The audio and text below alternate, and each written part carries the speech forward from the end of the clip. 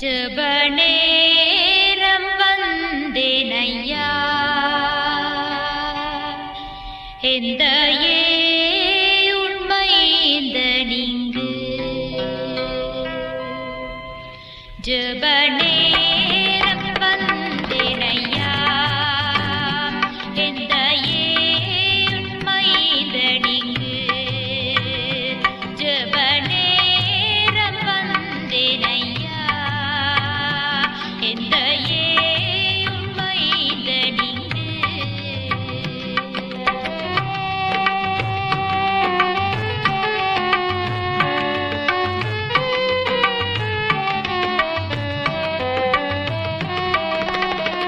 தந்தை நீ எந்தன் சொந்தம், சிந்தை கலங்கிடனே. தந்தை நீ எந்தன் சொந்தம், சிந்தை கலங்கிடனே.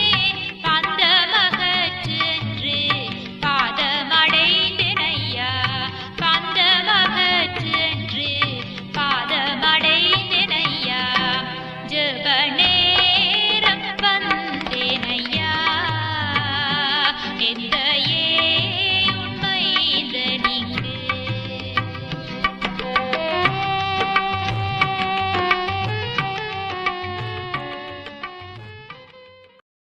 கர்த்தருக்குள் அன்பானவர்களே, அனுதினமும் கிறிஸ்துவுடன் தியான வேளைக்கு உங்களை அன்புடன் அழைக்கிறோம். இன்றைய தியானத்திற்கான வேத வாசிப்பு எஸ்தர் 3ஆம் அதிகாரம் வசனங்கள் 13 முதல் 15 வரை, 4ஆம் அதிகாரம் வசனம் 15 முதல் 17 வரை.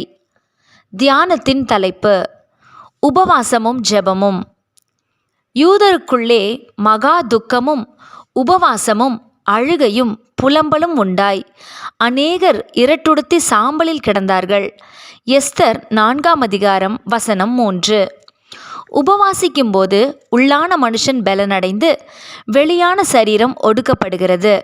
உள்ளான மனுஷன் சோர்ந்து போனால் முழுமையும் சோர்ந்துவிடும். மாறாக உள்ளான மனுஷன் வல்லமையாயிருந்தால் பலவீனமான சரீரம் கூட பலனடைந்து விடும். ஒரு சபையில் வியாதியஸ்தர்களுக்காகவும் தேவையுள்ளோர் யாவருக்காகவும் தொடர்ந்து உபவாசித்து ஜெபித்த போது அநேகர் சுகமடைந்தார்கள். அநேகருடைய தேவைகள் சந்திக்கப்பட்டன.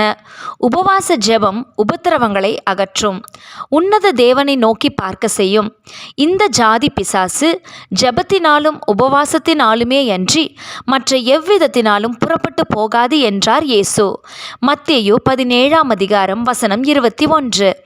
ஆக உபவாசத்துடன் கூடிய ஜெபத்தின் முக்கியத்துவத்தை உணருவோமாக. இஸ்ரவேல் மக்களுக்கு நியாயப்பிரமாணத்தை தேவன் கொடுத்த நோக்கங்களில் ஒன்று மற்ற எல்லா ஜனங்களை பார்க்கிலும் அவர்கள் மாறுபட்டவர்களாய் இருக்க வேண்டும் என்பதே. ஆமானோ அந்த வித்தியாசங்களை கண்டு அவர்களை வெறுத்தான்.